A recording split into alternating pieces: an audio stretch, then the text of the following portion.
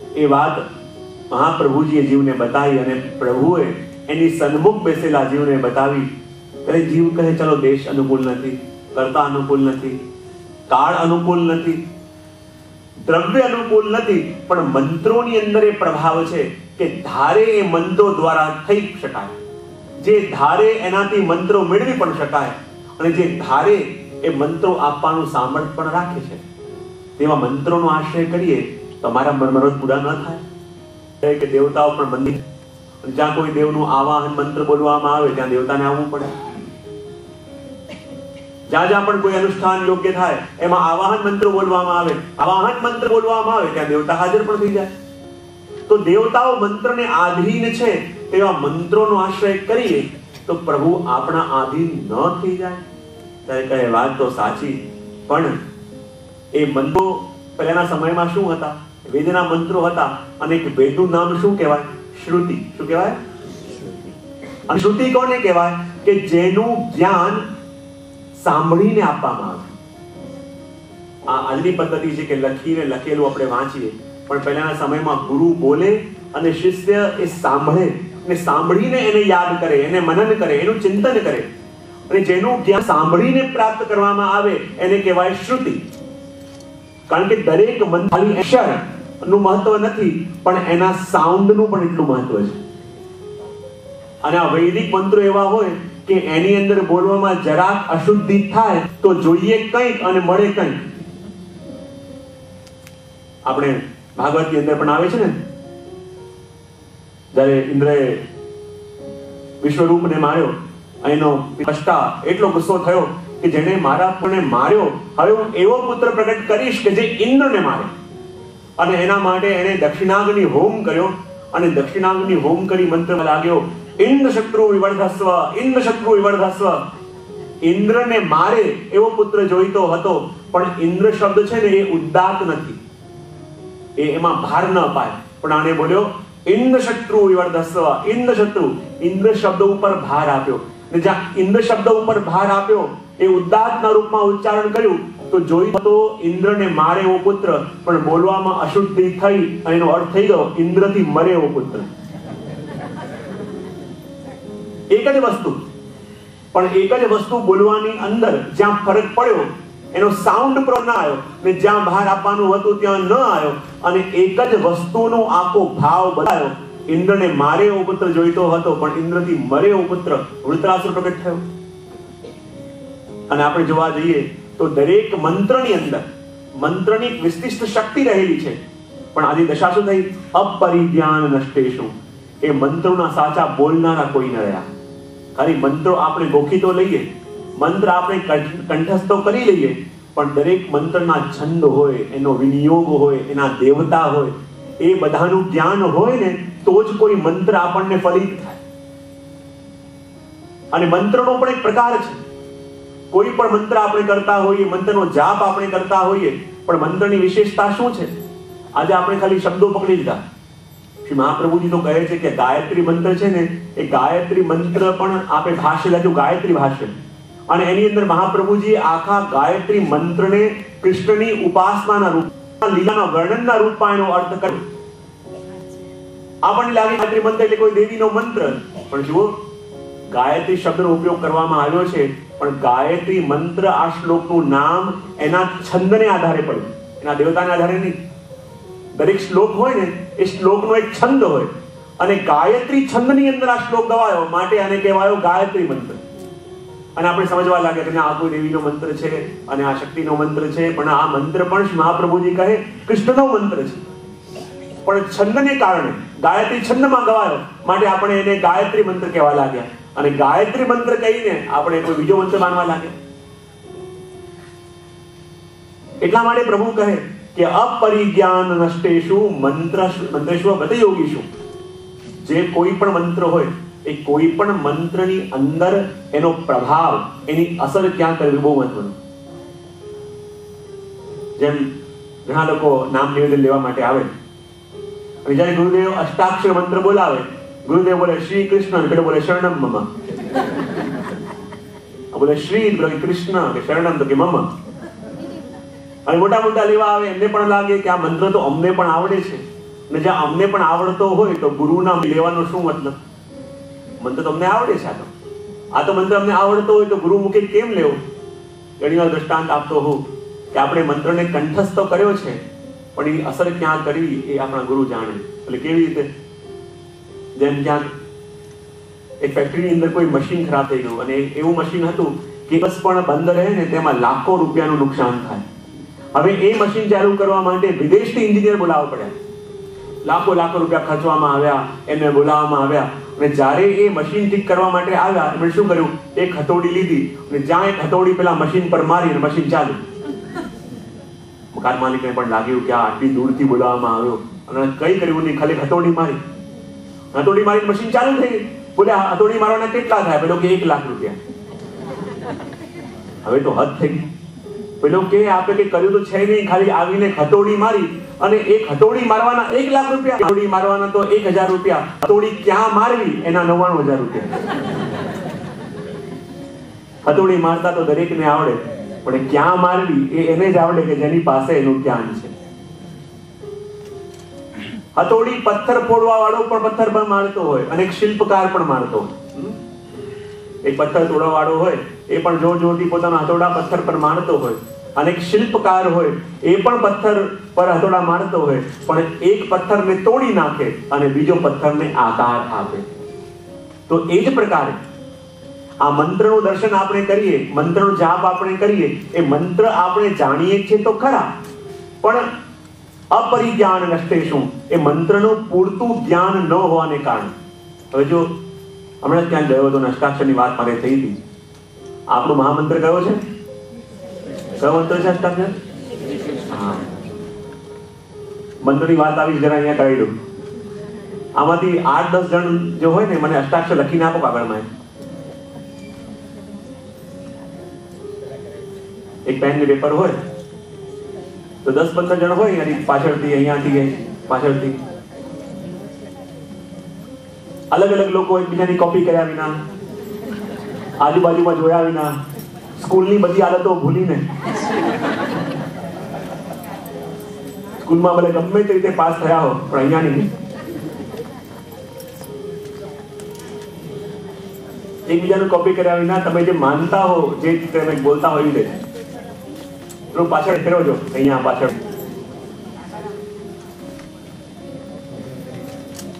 કારણ કે મંત્રની વાત ચાલી રહી છે, અને મંત્રની વાત ચાલી રહી છે તો આપણો અષ્ટાક્ષર મંત્ર પણ આપણે જોવો જ પડશે.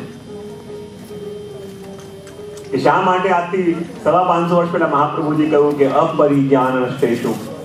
મંત્રો તો બધા સાચા છે, મંત્રો તો ભાવી છે, પણ મંત્રોના અલ્પ જ્ઞાનને કારણે અને મંત્રોના જ્ઞાનના અભાવને કારણે એ પરિણામ નથી આપતા.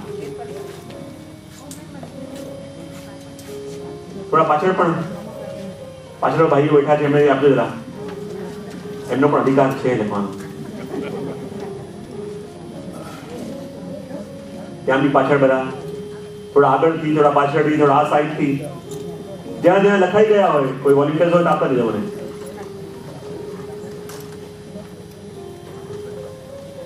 જેને જેને લખાઈ ગયા હોય અહીંયા આપતા દેજો.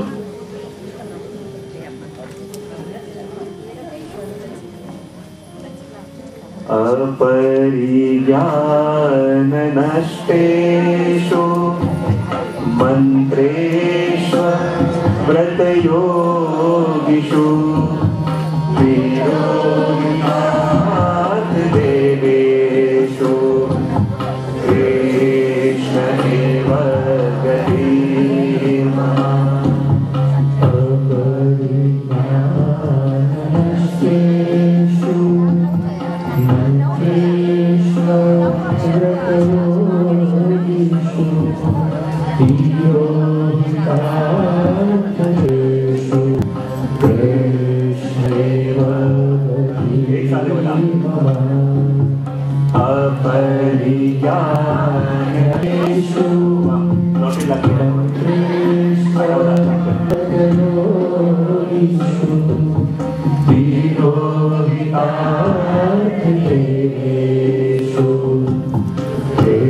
Krishna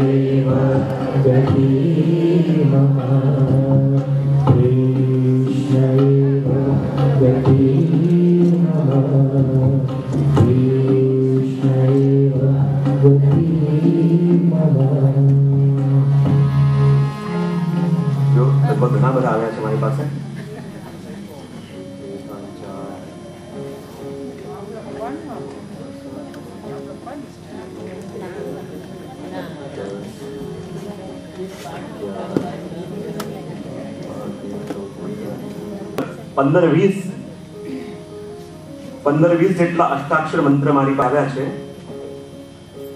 અને 15-20 જેટલા અષ્ટાક્ષર મંત્રમાંથી ખાલી 5 સાચા છે. બાકી બધાના અષ્ટાક્ષર મંત્ર ખોટા લખાયેલા છે. આ બીજા પણ કૃષ્ણ સમરમ મમ.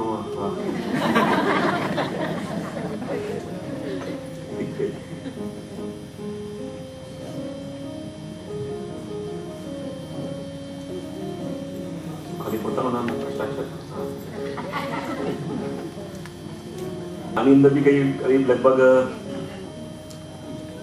10-15 નામ આવ્યા છે, પણ એ 10-15 નામમાંથી ખાલી લગભગ એક સાચું છે. જો શ્રી મહાપ્રભુજી આજથી 550 વર્ષ પહેલા કહ્યું, કોઈ પણ મંત્રનો જાપ આપણે હોઈએ, કોઈ પણ મંત્ર આપણે કરતા હોઈએ, અષ્ટાક્ષર મંત્ર એ તો આપણું મહામંત્ર કહેવાય. અને મહામંત્ર જે આપણો છે પુષ્ટિ માર્ગનો મુખ્ય મંત્ર છે. અનવાયા 1 2 3 ને ઓમ શ્રી કૃષ્ણ મંત્ર.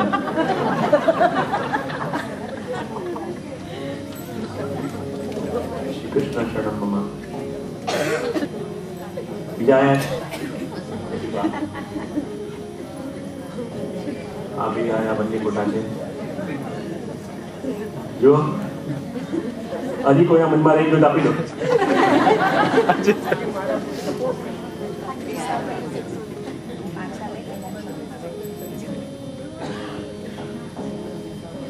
આ પણ ખોટું છે. અષ્ટાક્ષર મંત્ર એ આપણું હાર્દ, આપણું બીજ, આપણું સાચા અર્થમાં જોવા જઈએ તો આપણું કલ્પ વૃક્ષ. પણ સાચો અષ્ટાક્ષર મંત્ર કઈ રીતે બોલાય? એક સાથે બધા બોલજો. શ્રી કૃષ્ણ શરણમ. શરણમ પણ નહીં, શરણમ. શ્રી કૃષ્ણ શરણમ મમ. મમ પણ નહીં, મમઃ પણ નહીં. એ આપણું મૂળ અષ્ટાક્ષર મંત્ર. ઘરે જઈને માળા કરી લેજો જરૂરથી આજે. જો ઠાકોરજી તો કૃપાલુ છે કે પ્રભુનું નામ સીધું આડું ઊંધું ચત્તું જેવી રીતે લો, ઠાકોરી તો સાંભળી લે. પણ જીવનું કર્તવ્ય શું છે કે ઉત્તમમાં ઉત્તમ રીતે પ્રભુને એ પદાર્થ આપે, ઉત્તમમાં ઉત્તમ રીતે જીવને એ વસ્તુ સન્મુખ કરે. તો આખો મૂળ આપણો આધાર અષ્ટાક્ષર મંત્ર. અને અષ્ટાક્ષર મંત્રની અંદર જે આપણે અટવાયેલા હોઈએ તો આગળ કેમ જાય? એ બીજ છે. અને બીજ જ હજી બરાબર રોપાયું ન હોય તો શું એમાં ક્યારે વૃક્ષ ઉગશે? આગળ તો પાડો, બધા જાણે છે જો તો પણ. એટલા માટે અહીંયા એ જ કહ્યું કે અપરિજ્ઞાન નષ્ટેષુ મંત્રેશ્વરત યોગીષુ તિરોહિતાર્થ દેવેષુ કૃષ્ણ એવ ગતિર્મમ. કે આ અષ્ટાક્ષર મંત્ર અને આ શાસ્ત્રોની અંદર જેટલા પણ મંત્રો છે એ મંત્રોનો ભાવ ન સમજવાને કારણે, એ મંત્રોના ગુણ અર્થોને ન સમજવાને કારણે, એ મંત્રોને કેવી રીતે બોલવા એ ન જ્ઞાન હોવાને કારણે એ મંત્રોનો જે સામર્થ, એ મંત્રોનો જે પાવર, એ મંત્રોના જે દેવતા છે એ પણ તિરોહિત થઈ ગયા. આપણે જોઈએ આ અષ્ટાક્ષર મંત્ર શું છે, કેવી રીતે પ્રગટ્યું? કે જે મંત્રની વાત કરે છે કે અપરિજ્ઞાન નષ્ટેષુ. આ અપરિજ્ઞાન થોડોક એનો સંક્ષિપ્ત લીલા પરિચય કરીને તમે આગળ લઈ જાઓ. અપરિજ્ઞાન કહ્યું અજ્ઞાનને કારણે. કયા જ્ઞાનને કારણે? કે જ્યારે સ્વામીજી એકવાર નિકુંજમાં ઠાકોરજીને મળવા માટે આવ્યા. જ્યારે ઠાકોરજીને મળવા માટે આવ્યા તો ઠાકોરજીનું આખું શ્રીઅંગ કેવું છે? એ નીલમના દર્પણ જેવું. આખું ઠાકોરજીનું શ્રીઅંગ કેવું? નીલમણી. અને નીલમણી હોવાને કારણે આપનું આખું શ્રીઅંગ જેમ પેલા નીલમ હોય ને, બ્લુ સ્ટોન, અને એનું દર્પણ હોય તો એના દર્પણની અંદર જે પણ સામે આવે એનું પ્રતિબિંબ એમાં દેખાય. તો જેવા સ્વામીજી ઠાકોરજીને મળવા માટે આવ્યા અને ઠાકોરજીના હૃદયમાં જ્યાં દૃષ્ટિ પડી સ્વામીજીને શું જોયું? ઠાકોરજીના હૃદયમાં સ્વામીજીને એમનો પ્રતિબિંબ દેખાય. હવે નીલમના દર્પણ જેવું આપણું હૃદય, અને દર્પણની સામે જે પણ આવે તેનો ચહેરો દેખાય. અને સ્વામીજી જ્યાં ઠાકોરજી પાસે આવ્યા અને ઠાકોરજીના હૃદયની અંદર પોતાના મુખારવિંદના દર્શન કર્યા અને સ્વામીજી લાગ્યું જો ઠાકોરજીની પાસે બીજું કોઈ બેઠું છે, અને સ્વામીજી નારાજ થઈને પાછા ચાલ્યા ગયા. અને જ્યાં નારાજ થઈને ઠાકોરજી સ્વામીજી દૂર ચાલ્યા ગયા. અનેક બનાવવાના પ્રયત્ન કર્યા, સ્વામીજી ન માન્યા. વારે વારે બનાવવાનો પ્રયત્ન કર્યો, ન માન્યા. અહીંયા ઠાકોરજીને તાપ થવા લાગ્યો, અહીંયા સ્વામીજીને તાપ થવા લાગ્યો, અને એ તાપ ન સમાયો. અને એ વખતે ઠાકોરજીના હૃદયમાંથી ત્રિભાવ પ્રગટ્યો, સ્વામીજીના હૃદયમાંથી ભૂભાવ પ્રગટ્યો. અને ત્રીજું સ્વરૂપ જે ત્યાં પ્રગટ થયું એ આપણા શ્રી મહાપ્રભુજીનું સ્વરૂપ. અને એમણે આવી સ્વામીજીને વિનંતી કરી, કૃપાનાથ આપ ઠાકોરજીથી દૂર ન રહો, મારા પ્રભુને બહુ શ્રમ પડી રહ્યો છે, આપ એકવાર મારા પ્રભુ સાથે ચાલો, મારા પ્રભુ પાસે ચાલો. બોલે ના ના ના, ઠાકોરજી પાસે ગઈ ત્યાં તો કોઈ બીજું હતું. બોલે ના, અમારા પ્રભુના હૃદયમાં આપના સિવાય બીજું કોઈ છે જ નહીં, આપ મારી સાથે ચાલો. અને મનાવીને જ્યારે વલ્લભ સ્વામીજીને લઈને ઠાકોરજી પાસે આવ્યા, અને સ્વામીજીએ પણ જોયું, અરે ઠાકોરજીના હૃદયમાં બીજો કોઈ નહીં, આ તો મારું જ મુખારવિંદ છે. અને ઠાકોરજીની સામે સ્વામીજીએ માન દૂર કર્યું. અને ત્યારે મહાપ્રભુજીએ એ નિકુંજની અંદર ઠાકોરજી અને સ્વામીજી બંનેને એક આસન પર વિરાજમાન કરાયા. અને જ્યાં બંનેના એક સાથે દર્શન થયા ત્યારે વલ્લભના મુખમાંથી સ્વતઃ આ મંત્ર પ્રગટ થયો, શ્રી એટલે સ્વામીજી, કૃષ્ણ શરણમ મમ. એ ઠાકોરજી અને સ્વામીજી એ બંનેનું મારું એકમાત્ર શરણ છે. એ મંત્ર નિકુંજની અંદર, ગોલોકધામની અંદર શ્રી મહાપ્રભુજીના મુખારવિંદથી પ્રગટ થયો. પણ અહીંયા अपरिज्ञान नष्टेषु मंत्रेषु अवत योगेषु तिरोहितादि देवेषु कृष्ण एव गतिर्मम. जो अष्टाक्षर मंत्र પણ આપણે બોલીએ ને તો અષ્ટાક્ષર મંત્રને આપણે ત્યાં કહેવામાં આવે કે અષ્ટાક્ષર મંત્ર એ પણ કલ્પવૃક્ષ છે. શું છે? અને કલ્પવૃક્ષ એટલે તમારા ઈચ્છિત ફળ આપનારું આ મંત્ર એટલે અષ્ટાક્ષર. અને મંત્રનો પ્રભાવ કેવો? ચાચા હરિવંશજી જ્યારે સૂતા એમના માટે કહેવાય કે એમના રોમમાંથી અષ્ટાક્ષરનો ધ્વનિ થતો. અને અષ્ટાક્ષરનો ધ્વનિ થતો એ વાત એમને કરી. અને એક વાર શું થયું, ત્યારે ઠાકોરજીની સેવામાં પધારતા હતા, જવામાં મોડું થઈ ગયું. વિચાર કરે હવે આગળ જઈશું તો બહુ મોડું થઈ જશે, શું કરવું? વૈષ્ણવને કહે ચિંતા ન કરો, યમુનાજી વહી રહ્યા છે, ત્યાંથી ચાલતા ચાલતા આપણે જતા રહીએ. પેલો વૈષ્ણવ ચોંક્યો, શું વાત કરો છો, જલ ઉપર ચાલીને? બોલે માં શું થઈ ગયું? એવું કહે જ્યાં જ્યાં હું પગલો મૂકું ત્યાં મારી પાછળ પગલો મૂકજે તો તું પણ ચાલવા લાગે. એવો નવો વૈષ્ણવ આવેલો હોય તો વિચાર કરે કે આ મને ઉલટું બનાવે છે કે શું? કહી રહ્યા છે કે જલ ઉપર ચાલતા ચાલતા સામે પાર જઈએ. અને પાછા ચાચાજી કીધું છે કે જ્યાં હું પગ મૂકું ત્યાં પગ મૂકજે. થયું પણ એવું કે જ્યાં બંને આગળ આવ્યા અને ચાચા હરિવંશજી અષ્ટાક્ષર મંત્ર બોલવાનો પ્રારંભ કર્યો. અને જ્યાં અષ્ટાક્ષર મંત્ર બોલવા લાગ્યા અને ધીમે ધીમે જલમાં પગ મૂક્યો અને જલમાં ચાલવા લાગ્યા. જ્યાં ચાચાજીએ પગ મૂક્યો છે પાછળ પેલો વૈષ્ણવ પણ પગ મૂકે અને એ પણ જલમાં ચાલવા લાગ્યો. અને જ્યાં બરાબર મધ્યમાં આવ્યા અને પેલા વૈષ્ણવ જોયું, અરે આ તો અષ્ટાક્ષર મંત્ર બોલે છે, એ તો મને પણ આવડે છે. મને તો એમ કે કયો મોટો ભારી મંત્ર બોલતા હશે કે જેના પ્રભાવે જલ ઉપર ચાલતા હશે. આ તો અષ્ટાક્ષર બોલી રહ્યા છે તો મને પણ આવડે. હવે મને પણ આવડે છે તો એની પાછળ કેમ જાઉં, અલગ કેમ ના જાઉં? અને વિચાર કરી જ્યાં અલગ પગ મૂક્યો યમને ભૈયા કી સીધો અંદર. અને જ્યાં સીધો અંદર ઘૂસ્યો અને ચાચા હરિવંશજી એનો હાથ પકડીને બહાર કાઢ્યો અને કહે મેં તને કીધું હતું કે જ્યાં હું પગ મૂકું મારી પાછળ પગ મૂકીને આવજે. ત્યારે પેલો વૈષ્ણવ કહે કૃપાનાથ મને એક વસ્તુ સમજાવો કે જે અષ્ટાક્ષર મંત્ર તમે બોલો છો એ જ અષ્ટાક્ષર મંત્ર હું પણ બોલતો હતો. પણ જ્યારે એ મંત્ર તમે બોલો ત્યારે જલમાં ચાલતા હતા, પણ હું એ મંત્ર બોલતા બોલતા પગ મૂકું તો હું પાણીમાં કેમ ડૂબ્યો? ત્યારે હરિવંશજી એટલું જ બોલ્યા છે કે મેરી તો સુન લી હૈ, તેરી અબ સુનેંગે. બોલે તે એ મંત્રને કંઠસ્થ કર્યો છે પણ મેં એ મંત્રને હૃદયસ્થ કર્યો છે. અને કંઠસ્થ કરેલી વસ્તુ હંમેશા કંઠમાં રહી જાય અને હૃદયસ્થ કરેલી વસ્તુ હોય એ જ ત્યાં પહોંચે. પણ આપણે હૃદયસ્થ કરવામાં નથી માનતા, આપણે તો કંઠસ્થ કરવાનું. મને આ પાઠે મોઢે થઈ ગયો. યમનાષ્ટકે મોઢે, મને કૃષ્ણાષ્ટકે મોઢે, સર્વોત્તમ સ્તોત્ર પણ મને મોઢે થઈ ગયો. બધે મોઢે તો થયા પણ હૃદય કેટલા આવ્યા? આપણે મોઢે કરવામાં આશા રાખીએ, મોઢે કરવામાં આપણે પ્રયત્ન કરીએ, પણ જ્યારે હૃદય આવે ત્યારે સાચા અર્થમાં એ વસ્તુ આપણને ફલિત કરવામાં આવે. તો જો ક્યાંય ટાઈમ મળશે ભવિષ્યમાં તો એક શિબિર અષ્ટાક્ષર ઉપર રાખીશું, અને અષ્ટાક્ષર ઉપર અષ્ટાક્ષરનું સ્મરણ કરાવી અને અષ્ટાક્ષરની અસર આપણા દેહ ઉપર, આપણા મન ઉપર, આપણી ઇન્દ્રિયો ઉપર કેવી રીતે થાય એનું દર્શન પણ ક્યારે કરાવીશું. કારણ કે જો કોઈ પણ વસ્તુ ખાલી હું એક્સપ્લેન કરું તો તમને ખબર ન પડે, પણ જ્યારે તમે પોતે રિયલાઇઝ કરશો ને કે અમે આ 1 કલાકની અંદર અષ્ટાક્ષરનો જપનો ક્રમ, એનું સ્મરણ, એનું ધ્યાન કર્યું અને અષ્ટાક્ષરથી શું પરિણામ અમારી અંદર આવ્યા, એ 1 કલાકની અંદર તમે અનુભવ કરી શકો. ભવિષ્યમાં ક્યારેક મોકો મળશે આપણે કરીશું. અને એટલા માટે અહીંયા મહાપ્રભુજી પણ કહે કે અપરિજ્ઞાન નષ્ટેષુ મંત્રેષ્વાવૃત યોગીષુ તિરોહિતાદિ દેવેષુ કૃષ્ણ એવ ગતિર્મમ. જ્યારે મંત્રનો અજ્ઞાન રહ્યું અને મંત્રના દેવતાઓ તિરોહિત થઈ ગયા, અને જ્યારે મંત્રના દેવતાઓ તિરોહિત થયા તો મંત્રનો જો પ્રભાવ હતો એ પ્રભાવ પણ ત્યાં શાંત થયો. અને એટલા માટે કહે કે તિરોહિતાદિ દેવેષુ કૃષ્ણ એવ ગતિર્મમ. એટલે જો મંત્ર પણ આપણે કરીએ પણ મંત્રનો વિનિયોગ બહુ મહત્વનો.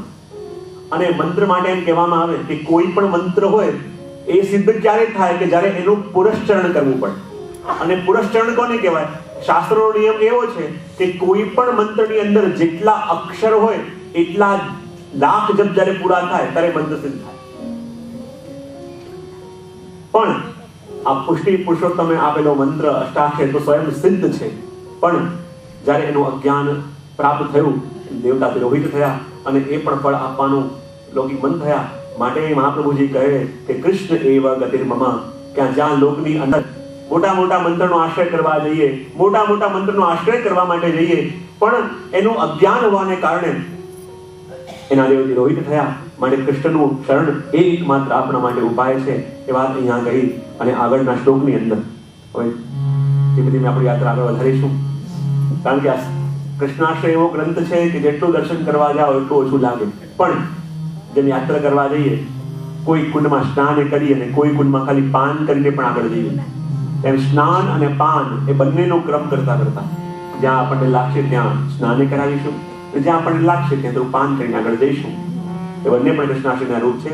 માટે આગળ 6 શ્લોકની અંદર વર્ણન કરતા શ્રી મહાપ્રભુજી કહી રહ્યા છે, નાનાવાદ વિનશ્યેષુ સર્વ કર્મ વ્રતાદિષુ પાખંડૈક પ્રયત્નેષુ કૃષ્ણ એવ ગતિર્મમ. નાનાવાદ વિનશ્યેષુ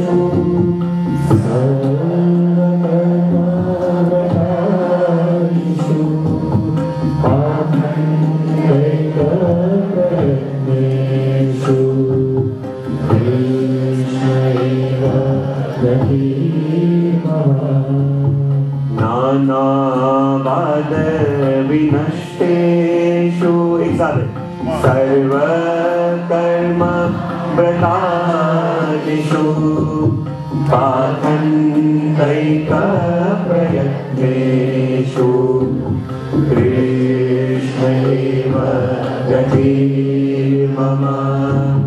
કૃષ્ણ એવ ગતિર્મમ. કૃષ્ણ એવ ગતિર્મમ. જો એક એક કરી દરેક સાધનની વ્યર્થતા શ્રી મહાપ્રભુજી આપણને બતાવી રહ્યા છે. અને વર્ણન કરતા કહે, નાનાવાદ વિનષ્ટેષુ સર્વ કર્મ વ્રતાદિષુ પાખંડૈક પ્રયત્નેષુ કૃષ્ણ એવ ગતિર્મમ. વિચાર આવ્યો? કાળ અનુકૂળ નહીં, દેશ અનુકૂળ નહીં, કર્તા અનુકૂળ નહીં, દ્રવ્ય અનુકૂળ નહીં, અહીંયા સુધી કે મંત્ર પણ આજે કામ ન આપે, મંત્રનો પ્રભાવ પણ આપણા અંદરથી ચાલ્યો ગયો. પણ કહે કર્મની વાત આવી. અને કર્મ કોને કહેવાય? જ્યારે જ્યારે શાસ્ત્રોમાં કર્મ આવે શબ્દ, તો કર્મ એ યજ્ઞાદિ કાર્યો માટે આવે. એ યજ્ઞ ઇત્યાદિ કાર્ય આપણે કરીએ તો કહેવાય કે એમને એમ કંઈ ન મળે, પણ કોઈ સારું કર્મ આપણે કરીએ, સત્કર્મ કરીએ, યજ્ઞો ઇત્યાદિ કરીએ, તો શું એનાથી ધર્મ કાર્ય સિદ્ધ ન થાય? તો મહાપ્રભુજી કહે એમાંની અંદર પણ ગડબડ છે. બોલે શું? નાના વાદ વિનષ્ટેષુ સર્વ કર્મ વ્રતાદિષુ. તમે કેટલાય કર્મ કરવા જાઓ, કેટલાય વ્રત કરવા જાઓ, એની અંદર પણ શું આવે? બોલે નાના વાદ. નાના વાદ એટલે શું? તમે જ્યારે કોઈક વ્રત કરવા જાઓ અને ત્યાં જ બીજું આવીને કહે અરે ટિપ્પણીમાં એકાદશી આજે નહીં થાય તો કાલે છે. અને કોઈ સત્કાર્ય કરવા માટે જાઓ અને કોઈ આવીને કહે અરે આ નક્ષત્ર તો અનુકૂળ નથી, આ નક્ષત્રમાં ન થાય, આ ચોઘડિયામાં ન થાય, સારું ચોઘડિયું લેવાય.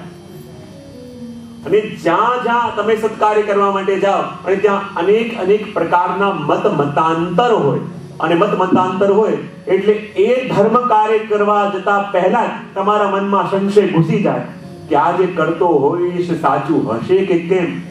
અને કોઈ પણ વૈદિક કાર્ય કરો એમાં જ્યાં સંશય આવ્યો એનું ફળ ગયું. અને આજે તમે એવી દશા થઈ ગઈ છે કે કઈ પણ કાર્ય કરવા આજે તમારા હાથમાં કોઈ શાસ્ત્રી કીધું કે કોઈકનું પંચાંગ આવે એમાં કંઈ બીજું લખ્યું હોય, અને બીજું કોઈ પંચાંગ આવે તો કંઈ બીજું લખેલું હોય, અને પાછી શ્રીનાથજીની ટિપ્પણીમાં કંઈ અલગ જ હોય. આપણે વિચાર કરીએ આમાંથી માનવું કોનું, કોની રીતિ માનવી?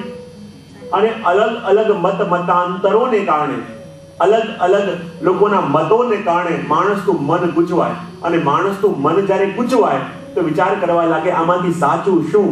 અને જ્યાં મત ગૂંચવાય ત્યાં એનો ફળ જતો રહે, એનું પરિણામ જતું રહે. માટે કહું નાના વાદ વિનષ્ટેષુ સર્વ કર્મ વ્રતાદિષુ. જેટલા પણ આપણે કર્મો કરીએ, જેટલા પણ સત્કર્મો આપણે કરીએ, જેટલા પણ યજ્ઞાદિ કાર્યો આપણે કરીએ, અને દરેકની અંદર અનેક મતાંતર જોવા મળે. અને મતાંતર હોવાને કારણે આપણી શ્રદ્ધા એમાંથી ચાલી જાય, આપણા મનમાં સંશય ઘૂસી જાય. અને સંશય એકવાર મનમાં આવી ગયો પછી તમે કેટલું કહો, તમારું મન ચગડોળે ચડેલું હોય કે પહેલા આવું કહ્યું તું, હવે કરીશ તો મારું ફળશે કે કેમ, આનું રિઝલ્ટ મને મળશે કે કેમ. અને પાછું દશા પણ એવી થઈ રહી છે કે આજે યજ્ઞાદિ કાર્યો કરીએ પણ એને અનુકૂળ પદાર્થો પણ કેવા. આજે તમે કઈક વસ્તુઓ લેવા માટે જાઓ અને એમાં કહો કે પૂજાની સુપારી આપજો, કોઈ જોવા જેવી હોય, ઇન્ડિયાને ભાઈ જાઓ ને, પૂજા માટેની સુપારી. કપડું પણ લેવા જવાનું હોય, કોઈ યજ્ઞ કરવાના હોય ને એમાં કોઈ બ્રાહ્મણે કહ્યું કે આ બધા પાથરણા જોઈશે ને આ જોઈશે, અને તમે લેવા જાઓ. લગ્ન માટે શોપિંગ કરવા ગયા હોય, આની સારામાં સારું બતાવો. બોલે આ ના ચાલે, મને તો બ્રાન્ડેડ જોઈએ, બ્રાન્ડેડ હોય તો હું પહેરું, એ મને આપું. અને ઘરમાં પૂજા રાખવાની હોય, કોઈ યજ્ઞાદિ સ્થાપન કરવાનું હોય અને એના માટે લેવા ગયા, કોઈ સારું બતાવે, ના ના હજી આનાથી થોડું ડલ હોય. એટલે કેવું જોઈએ છે હજી થોડું ડલ હોય, હજી થોડું સસ્તું હોય, એ બતાવે કે હજી સસ્તું આપો. બોલે હજી એટલે કેવું? બોલે પૂજાની વસ્તુ. પૂજાની વસ્તુ એ કાઢી મૂકેલી છે. બોલે કોઈના કામમાં ન આવે, કોઈ વાપરી ન શકે, કોઈ એનો ઉપયોગ ન કરી શકે, એ બધી વસ્તુ પૂજાની કહેવાય. પૂજાના વસ્ત્ર અલગ હોય, જ્યારે કોઈ કામમાં ના આવે. પૂજાની જે પદાર્થો હોય, એની જે સામગ્રી હોય, એ પણ એવી હોય કે જે માણસ વાપરી ન શકે, એ આપણે રાખેલું હોય પ્રભુના કાર્ય માટે, ભગવદ કાર્ય માટે. અને એવી સામગ્રીથી, એવા પદાર્થથી જ્યારે પૂજન કરવામાં આવે કે યજ્ઞ કરવામાં આવે, શું ફળે? હા કે ના? તો તમારું પણ એ જ કેવું છે જે મહાપ્રભુજીનું કેવું છે. એટલા માટે તો શ્રી મહાપ્રભુજી કહી રહ્યા છે કે નાના વાદ વિનષ્ટેષુ સર્વ કર્મ વતાદિષુ. અને આપણા કર્મો વતો એ પણ અલગ મતાંતરોને કારણે પરિણામ આપવાના બંધ કરી દીધા. અને આ ભક્તિ માર્ગ પ્રમાણે પણ જોઈએ ને તો સાચા અર્થમાં વિચાર કરવા લાગ્યા કે નાના વાત શેને કારણે પ્રવૃત્તિ. પહેલો કહ્યું કે વેદ વિરુદ્ધ પ્રચારને કારણે. હવે જ્યારે આપણે કોઈ વૈદિક કાર્ય કરવા જઈએ અને કોઈ ક્યારે જૂના જમાનાની વાત હોય, હમણાં થોડી પ્રેક્ટિકલ કહેવાય, અને એ વિચાર આવે ત્યારે આપણા મનની અંદર પણ સંશય ઘૂસે. બીજો કોઈ કહે, સામે આપણા જેવો કોઈ મળી જાય, તમે કહો કે આ બધું વૈદિક ક્રમ છે, આ બધું કળવું પડે, પેલો કે ના ના ચાલશે, તમે તમારે સમજી લઈશું આપણે. આજકાલ નહીં, લગ્ન ઇત્યાદિ કાર્યો પણ હોય, લોકો કહેતા હોય જલ્દી પતાવો, જલ્દી પતાવો, જલ્દી પતાવો. અને કરતા કરતા કરતા કરતા બધી વિધિઓ ગઈ, બધી રીતિઓ ગઈ, એટલે શું થાય છે બધા જાણીએ છીએ આપણે.